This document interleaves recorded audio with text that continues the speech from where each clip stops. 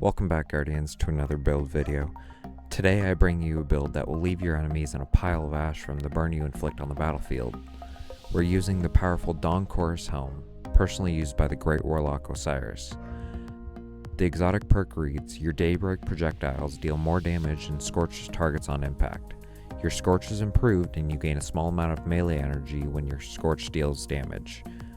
This scorch damage is doubled and you get 5% melee energy when your scorch deals any damage to an enemy. With this, we will be using the aspect Icarus Dash to allow us some extra movement around the battlefield, as well as curing us when we get solar weapon or solar super defeats while airborne.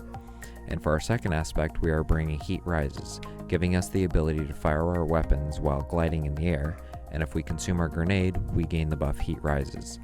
This buff will allow us near infinite glide while in the air, and we will grant ourselves melee energy and extension to Heat Rises with any kills.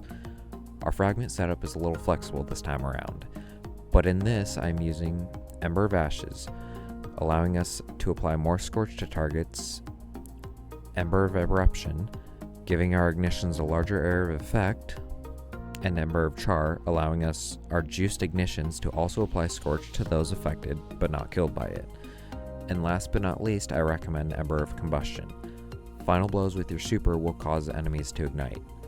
All of these fragments will chain off of each other, making clearing rooms a breeze. If you want some extra healing in case you're having trouble or are running higher tier content, we can swap Ember of Combustion out for Ember of Empyrean. Solar weapon or ability final blows extend the duration of Restoration and Radiant. I will mention some important artifact perks since in this season, solar subclasses are very overpowered.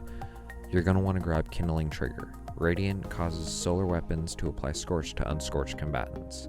Flint Striker, rapid solar precision hits or rapid solar weapon defeats grant Radiant, and Rays of Precision. While Radiant, solar precision final blows cause combatants to ignite. With these perks, you will be scorching and igniting everything that comes your way. Looking into our weapons, they amplify that even further. My recommendations for weapons will start out in the heavy slot. Dragon's Breath is our new seasonal weapon that was brought back from Destiny 1. This rocket launcher went from 0 to hero in a matter of days when the season first started. Rockets will embed themselves into a target, applying scorch and causing ignitions. These ignitions will build stacks of composite propellant, and upon reaching 5 stacks, the rocket will be reloaded and the next shot will inflict more scorch and more damage. You see the loophole here? Fire the rocket, swap to another weapon, damage, swap back to the loaded rocket, and repeat.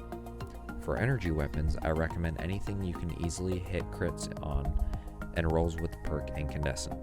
This perk will apply Scorch to surrounding combatants when scoring a kill. I use Zelu's Bane from Kingsfall with Enhanced Incandescent, and for my kinetic slot, I throw on my Scatter Signal as a DPS swap. This build will clear rooms as well as dish out damage to bosses. You can bring this build into raids, dungeons, and even GMs. This run is another round 2 solo coil to showcase the survivability and damage you can do by yourself. Enjoy the video, and I will put the full build and my fashion at the end. Thank you again for watching, and please leave a like and subscribe. I would like to push to 100 subs by the end of March so I can give you guys a little more to do.